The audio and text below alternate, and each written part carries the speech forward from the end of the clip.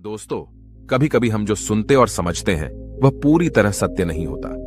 आपने कई महापुरुषों की बातें सुनी होंगी, कई बुद्धिमानी पुरुषों और गुरुदेवों की बातें सुनी होंगी। उनका कहना यह होता है कि संसारिक जीवन मोह और माया से भरा हुआ है।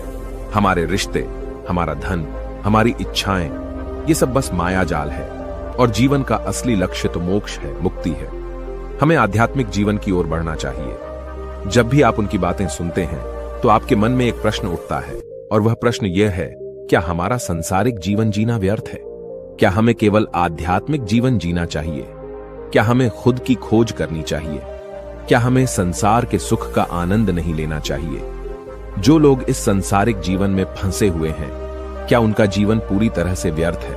किसी को अपने माता पिता के लिए धन कमाना है तो कोई अपने परिवार को सुखी देखना चाहता है, कोई अपने बच्चों की चिंता में दुखी है तो कोई अपने लिए कुछ करना चाहता है, नाम कमाना चाहता है, कोई अपनी प्रेमिका को खुश रखना चाहता है, कोई अपने प्रेमी को पाना चाहता है, कोई बड़ा आदमी बनना चाहता है तो कोई राज करना चाहता है, कोई साधारण जीवन जीना चाहता है। इसी प्रकार हम सभी के तरह तरह के सपने हैं, तरह तरह के विचार हैं। हम सभी को अपने जीवन में कुछ ना कुछ तो चाहिए ही, परंतु ये सभी बुद्ध पुरुष जब हमारे सामने आते हैं तो हमारे इन सपनों को तोड़ मरोड़ के रख देते हैं। जब कहते हैं कि संसारिक जीवन व्यर्थ है और खुद को जानो, खुद को पहचानो, आध्यात्मिकता की राह पर चलो, तब उस वक्त हमारे मन में, हमारे मस्तिष्क में तरह तरह के विचार उत्पन्न होने लगते हैं। तब हमें यह समझ नहीं आता कि आखिर हम संसारिक जीवन जिए या फिर आध्यात्मिक जीवन। आखिर हम क्या करें? आपके साथ भी कभी न कभी ऐसा तो हुआ ही होगा। क्या आपके भी मन में ऐसे कोई प्रश्न हैं तो आप हमें कमेंट में जरूर बताइएगा। चलिए आगे बढ़ते हैं और इसके पीछे की वास्तविकता को जानते हैं, और इन सब के बीच हमें जीवन में संतुष्टि कैसे मिलेगी, हम पूरी तरह से खुश कैसे रह सकते हैं।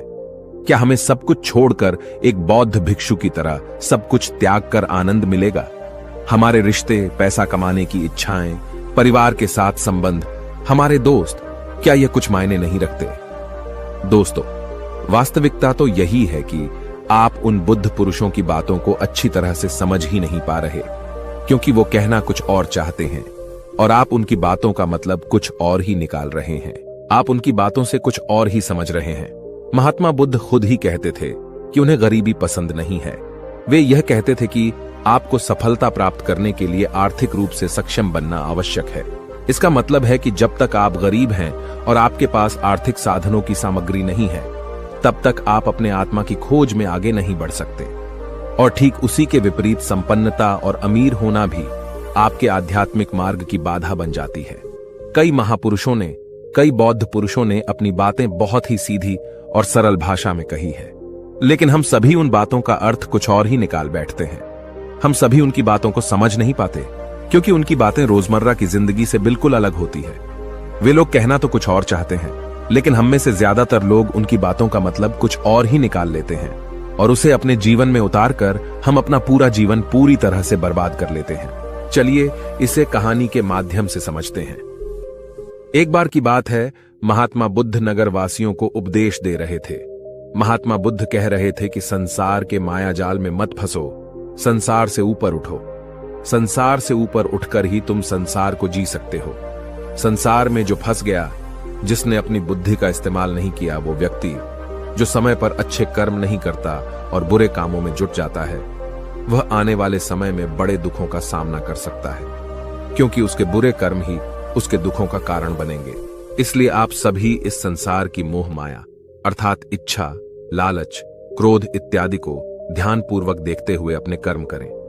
इतना कहकर महात्मा बुद्ध ने अपना उपदेश समाप्त किया और वहां से चले गए। महात्मा बुद्ध जब ये उपदेश दे रहे थे तो वहां पर उस नगर का सबसे धनी व्यक्ति वहीं पर मौजूद था, और उस व्यक्ति पर महात्मा बुद्ध की बातों का बहुत गहरा असर पड़ा।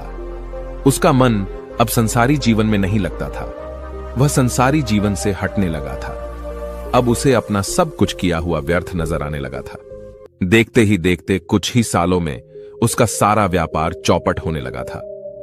उस धनी व्यापारी के परिवार के सभी सदस्य उसे इस तरह से देखकर बहुत चिंतित रहने लगे थे, और जब भी कोई उससे बात करने की कोशिश करता था तो वह धनी व्यापारी एक ही बात कहता, ये धन दौलत तो सब बेकार की चीजें हैं, ये सब तो मोह माया है, सब बेकार है। भला हम रिश्ते निभाकर क्या करेंगे? यह सब तो वासना है। जीवन तो केवल एक ही है और वह है मुक्ति। अब तो केवल उसी की आस है, उसी की प्यास है। मैं इतना समझ चुका हूं कि अब से जो भी होगा वह सब अच्छा होगा। अब से उसने व्यापार पर भी ध्यान देना बिल्कुल बंद कर दिया था और देखते ही देखते वह धनी व्यापारी उस नगर का सबसे गरीब व्यक्ति बन चुका था। वह पूरी तरह से निर्धन हो चुका था। उसका सब कुछ बर्बाद हो चुका था और उसका पूरा परिवार सड़क पर आ गया था। एक दिन जब उसके घर में खाने के लिए कुछ नहीं बचा तो उसने अपने आप से कहा, यह मैंने क्या कर दिया? सब कुछ तो बहुत अच्छा चल रहा था, लेकिन मैंने अपने हाथों ही सब कुछ बर्बाद कर दिया। आज मेरे परिवार का हर एक सदस्य भूखा है। उनके पास खाने के लिए कुछ नहीं और मैं उनके लिए कुछ नहीं कर पा रहा। वह यह सब सोच ही रहा था कि तभी उसे याद आया कि उसने महात्मा बुद्ध की बातों में आकर अपना जीवन बर्बाद कर लिया। न तो उसे मुक्ति मिली और न ही धन। वह सोच रहा था, मैं तो कहीं का नहीं रहा। थोड़े थोड़े भोजन के लिए भी आज मुझे रोज मरना पड़ता है। हर रोज मुझे मेहनत करनी पड़ती है, तब जाकर मेरे परिवार को 2 वक्त की रोटी मिल पाती है। अपने परिवार की इस तरह से बुरी हालत देखकर उससे रहा नहीं गया। वह बहुत चिंतित रहने लगा था। वह बहुत परेशान हो चुका था। एक दिन वह अपने घर से भाग गया। रास्ते में जब वह आगे बढ़ रहा था तब उसके मन में ख्याल आया कि वह कहां जाएगा, किससे मदद मांगेगा, आखिर अब उसका साथ कौन देगा। तभी उसे याद आया कि उसे महात्मा बुद्ध के पास ही जाना चाहिए, क्योंकि बुद्ध के कारण ही आज उसकी यह हालत है। उसके हालात के जिम्मेदार तो वही है।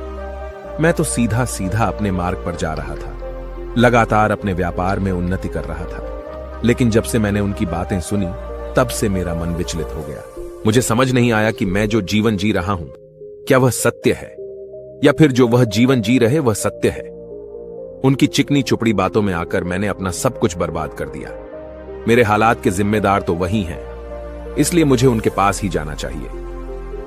अपने मन में क्रोध लिए 2 दिनों की लंबी यात्रा करके महात्मा बुद्ध के पास पहुंचा और क्रोध में आकर महात्मा बुद्ध से कहता है, हे बुद्ध, आपको कोई ज्ञान नहीं, न ही आपने सत्य की प्राप्ति की है।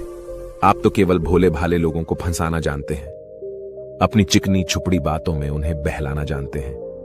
आप लोगों के सीधे पर का फायदा उठाकर अपनी प्रसिद्धि और अपनी प्रशंसा करवाते हैं। आप हमें ऐसे सपने दिखाते हैं जो कभी पूरे नहीं हो सकते। मैं भी ऐसा ही एक सीधा साधा व्यक्ति था और मैं उस नगर का सबसे बड़ा धनी व्यक्ति था। आपसे मिलने से पहले सब कुछ ठीक चल रहा था। मेरे पास धन की कोई कमी नहीं थी, सारे ऐशो आराम थे, सारी सुख सुविधाएं थीं। लेकिन जब से मैंने आपका उपदेश सुना, मैं आपसे इतना प्रभावित हो गया कि मैंने आपकी बातों को ही मानना शुरू कर दिया और वो सारी चीजें छोड़ दी जो मुझे संसारी जीवन से जोड़ती थीं। अर्थात संसार की सारी मोहमाया मैंने त्याग दी और आज देखिए आपकी वजह से मेरा पूरा परिवार भिखारी बन चुका है। वह छोटी सी कुटिया में रहता है, यहां तक कि रोज के खाने के लिए भी हमें तिल तिल मरना पड़ता है। आपकी वजह से मैं पूरी तरह से बर्बाद हो चुका हूं। उस व्यक्ति के इतना कहने के बाद महात्मा बुद्ध शांति से मुस्कुराते हुए उस व्यक्ति से कहते हैं, आखिर तुम्हारे साथ क्या हुआ है और तुमने मेरी बातों का क्या मतलब निकाला? इस पर वह व्यक्ति महात्मा बुद्ध को सारी बातें बता देता है। आप कहते हैं कि धन दौलत की इच्छा करना, ये कामना, ये वासना से बुरी है। आप संसारिक जीवन को बुरा कहते हैं और खुद इस संसार में आकर भिक्षा मांगते हैं। आप आध्यात्मिक जीवन को अच्छा बताते हैं, किंतु मेरा एक प्रश्न है, इस आध्यात्मिक जीवन से हमें क्या मिलता है? इससे हमें क्या लाभ? आपने कहा था कि हमें आध्यात्मिक जीवन से सुख प्राप्त होता है, लेकिन मैंने तो जब से आध्यात्मिक जीवन अपनाया है तब से मुझे केवल दुख ही दुख मिला है। यहां तक कि मेरे पास जो कुछ भी था वह भी सब मैं खो बैठा हूं। आप लोगों को झूठा सुख दिखाकर उन्हें अंधकार में ढकेल देते हैं। क्या यह वास्तविकता नहीं है? इस पर महात्मा बुद्ध मुस्कुराते हुए उस व्यक्ति से कहते हैं, बेटा, तुम बहुत दूर से आए हो, अभी तुम विश्राम कर। रात को आकर मैं तुम्हें तुम्हारे सभी प्रश्नों का जवाब दे दूंगा। पहले तो उस व्यक्ति ने इनकार किया, लेकिन महात्मा बुद्ध के आग्रह पर वह व्यक्ति महात्मा बुद्ध की बात मान गया और आश्रम में जाकर विश्राम करने लगा। रात्रि के बाद महात्मा बुद्ध उस व्यक्ति के पास आए और कहा, बेटा, मैंने एक व्यक्ति की बात सुनी। वह कह रहा था कि एक हाथी हवा में उड़ रहा था और वह अपने पर तेजी से मारता हुआ हवा में चला जा रहा था। उसने तो यह भी देखा कि एक बड़ी मछली अपने पैरों से जमीन पर चल रही थी और एक कुत्ता समुद्र की गहराइयों में सांस ले रहा था। इतना कहकर महात्मा बुद्ध शांत हो गए। वो व्यक्ति महात्मा बुद्ध की सारी बातें सुनकर महात्मा बुद्ध से कहता है, हे तथागत, उसके आगे क्या हुआ? आखिर आप चुप क्यों हो गए? तभी महात्मा बुद्ध उस व्यक्ति को समझाते हुए कहते हैं, बेटा, क्या तुम्हें लगता है कि ऐसा वास्तव में हो सकता है?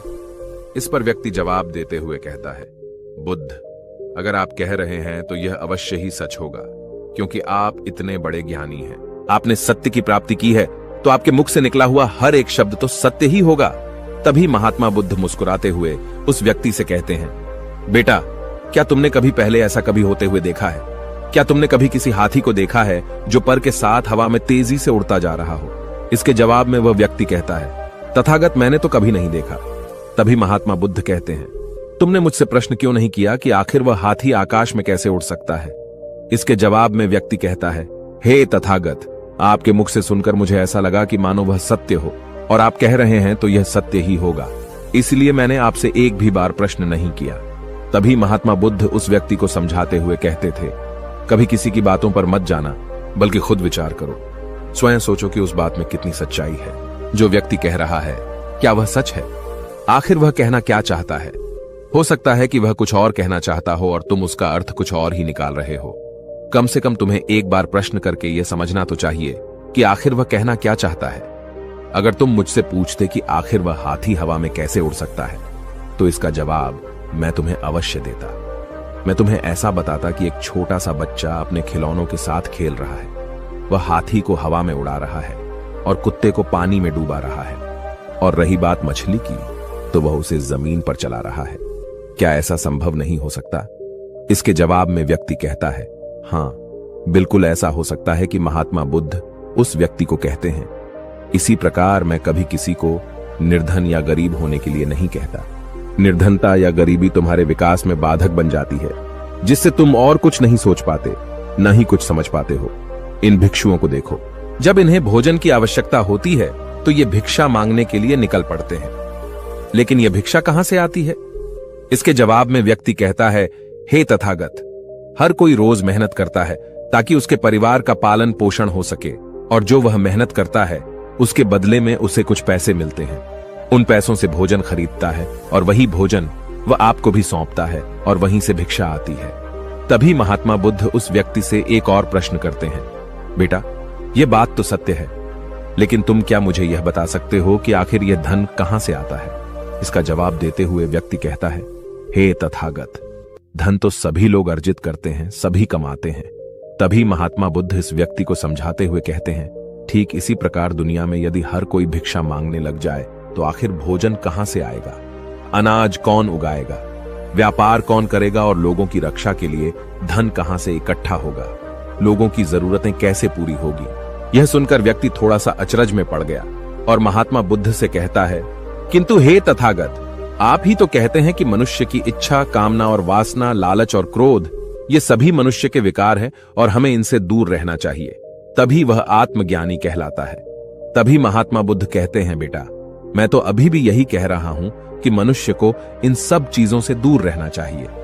इस पर व्यक्ति महात्मा बुद्ध की बात काटते हुए कहता है, हे तथागत, पर दुनिया तो इसी पर चल रही है, इसके बिना भला यह संसार कैसे चल सकता है? हर किसी को पैसों की जरूरत है, बिना पैसों के वह अपने परिवार को नहीं चला सकता, वह अपने परिवार का पालन पोषण नहीं कर सकता, वह अपने परिवार के लिए भोजन नहीं ला सकता, और यदि वह पैसे नहीं कमाएगा तो वह भूखा मर जाएगा।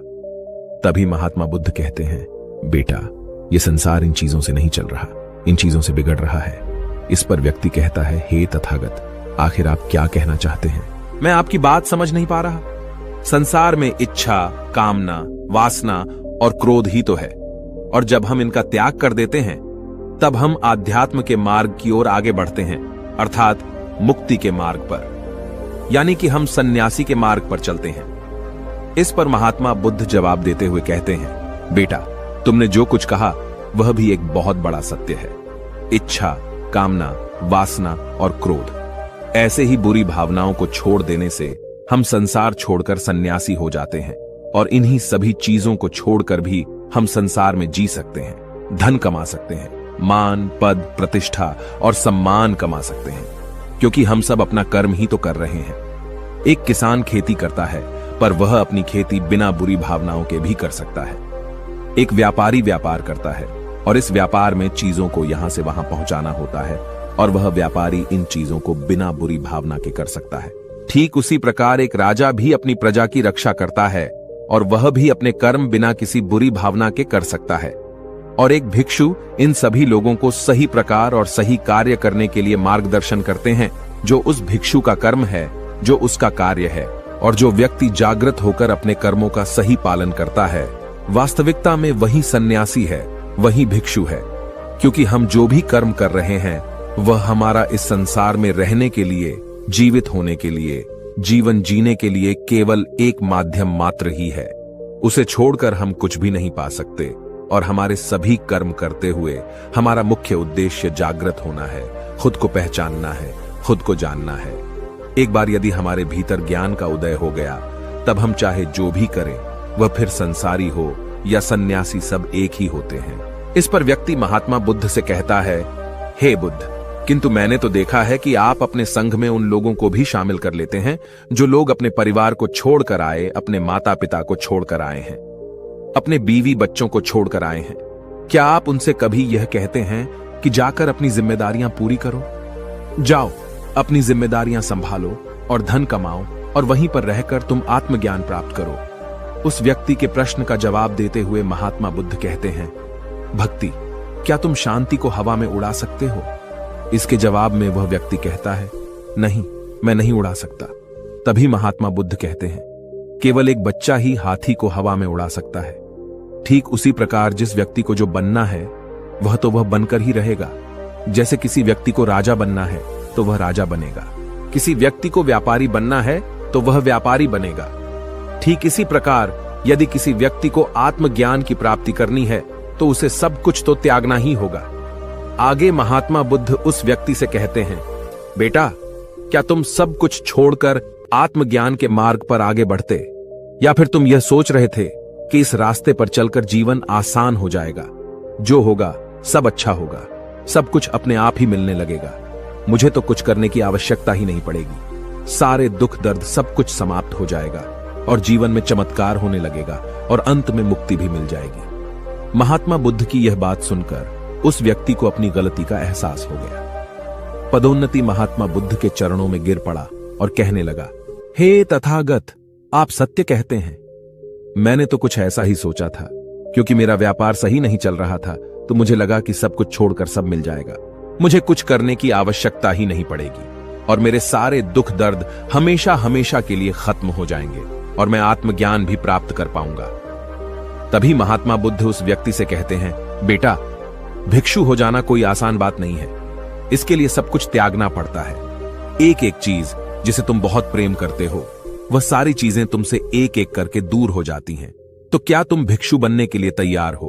क्या तुम सब कुछ छोड़कर आध्यात्म के मार्ग में आगे बढ़ना चाहते हो? इसके जवाब में व्यक्ति कहता है, हे तथागत, मुझे मेरी गलती का एहसास हो चुका है, मुझे भिक्षु नहीं बनना, मैं तो व्यापारी ही ठीक हूं, मैं तो अपने संसारी जीवन में ही ठीक हूं। परंतु अब भी मेरे मन में एक प्रश्न शेष बचा है, अगर आपकी आज्ञा हो तो वह प्रश्न भी मैं आपसे पूछना चाहूंगा। तभी महात्मा बुद्ध उसे आज्ञा देते हैं। इस पर व्यक्ति कहता है, हे तथागत, आप ही तो कहते हैं कि धन नहीं कमाना चाहिए। पद, प्रतिष्ठा, अहंकार हमें दुख की ओर ले जाते हैं और संसार में यही तो है और क्या है। यदि हमें संसारी जीवन जीना है तो हमें यह सब तो करना ही पड़ेगा। तभी महात्मा बुद्ध मुस्कुराते हुए उस व्यक्ति से कहते हैं, क्या तुम्हें भूख लगी है? इस पर व्यक्ति कहता है, हां तथागत, मुझे बहुत भूख लगी है। तभी महात्मा बुद्ध उस व्यक्ति को भोजन करवाते हैं। उसे भरपेट भोजन खिलाने के बाद महात्मा बुद्ध उस व्यक्ति से कहते हैं, लो और खाओ, ये सब तुम्हारे लिए ही है।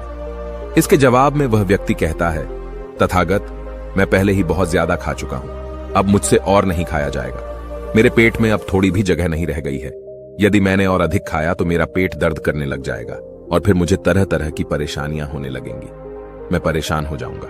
तभी महात्मा बुद्ध मुस्कुराते हुए उस व्यक्ति से कहते हैं, बेटा, मैं भी तो तुम्हें यही समझाने का प्रयास कर रहा हूं कि जितनी जरूरत है उतना ही खाओ, उतना ही धन कमा जितने की तुम्हें आवश्यकता है, क्योंकि हर चीज जब हद से ज्यादा हो जाती है तो वह नुकसान जरूर पहुंचाती है। फिर वह चाहे धन हो, चाहे इच्छा, चाहे लालच या फिर कामना या वासना। सब कुछ हद से ज्यादा आपको नुकसान ही पहुंचाएगा और यह सब आपको केवल दुख ही देंगे। इसलिए इन्हें नियंत्रण में रखना चाहिए। जितने की हमें आवश्यकता है उतना ही हमें चाहिए, और जब आप इसे नियंत्रण में रखते हैं तो यह कभी आपको दुख नहीं दे पाएगा। आप हमेशा सुखी रहोगे। आ गई। महात्मा बुद्ध उस व्यक्ति से कहते हैं, भर दे।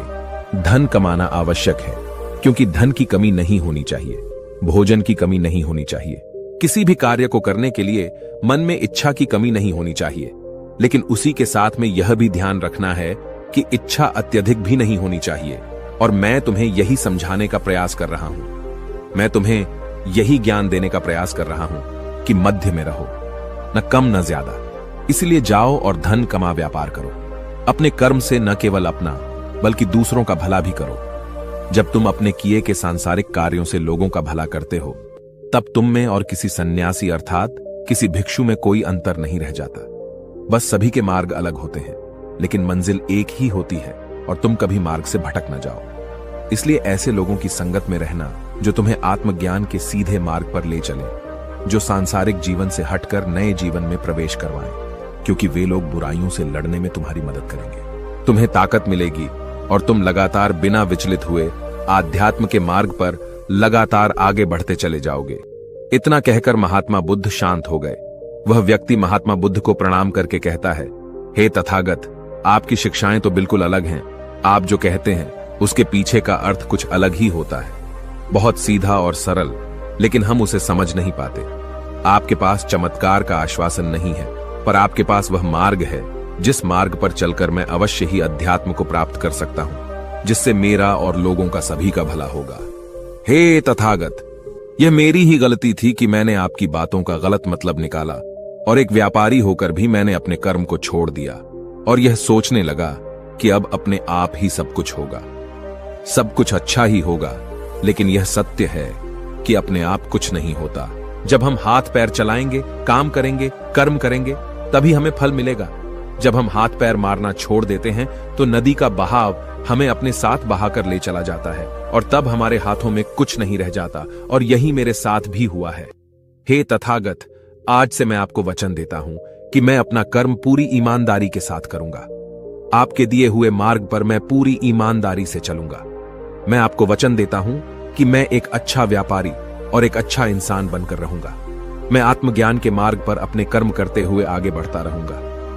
इतना कहकर वो व्यक्ति महात्मा बुद्ध को प्रणाम करके वहां से लौट गया। दोस्तों, हमारे साथ भी कुछ ऐसा ही होता है। जब हम किसी सिद्ध पुरुष की बातें सुनते हैं तो हमें लगता है कि संसारी जीवन व्यर्थ है और हमने जो कुछ भी आज तक कमाया है, जो कुछ भी आज तक कर्म किए हैं, वो सब व्यर्थ है। दुनियादारी की सारी बातें बेकार हैं। हमें तो आत्मज्ञान के मार्ग पर बढ़ना चाहिए, वही सही राह है। लेकिन हम कभी अपने भीतर नहीं देख पाते कि हमें आत्मज्ञान की कोई जरूरत नहीं है, क्योंकि आज हमारा वक्त बुरा चल रहा है और हमें कोई रास्ता नजर नहीं आ रहा। तब हमें आत्मज्ञान नजर आ रहा है, और जब कल हमारा वक्त अच्छा होगा, हमारे जीवन में सुख होगा, तो आत्मज्ञान कहां पर होगा यह हमें ज्ञात नहीं। इसीलिए जो आत्मज्ञान के मार्ग पर चलते हैं उन्हें सुख और दुख से कोई फर्क नहीं पड़ता, उन्हें अपने व्यवसाय से भी फर्क नहीं पड़ता, उन्हें जीवन की झंझटों से भी फर्क नहीं पड़ता। वह तो बस आत्मज्ञान के इस मार्ग पर खुशी खुशी चलते रहते हैं और अपनी मंजिल तक पहुंच ही जाते हैं। दोस्तों, आज के इस वीडियो से आपने क्या सीखा वह मुझे आप कमेंट में जरूर बताइए। इसी के साथ में उम्मीद है कि आपको आज की वीडियो भी जरूर पसंद आई होगी। इस वीडियो को लाइक और अपने दोस्तों के साथ शेयर जरूर कीजिएगा, और साथ ही चैनल को सब्सक्राइब और घंटी बटन को भी दबा दीजिएगा। चलिए फिर मिलते हैं एक और वीडियो में। तब तक के लिए अपना ख्याल रखें। धन्यवाद। नमो बुद्धाय।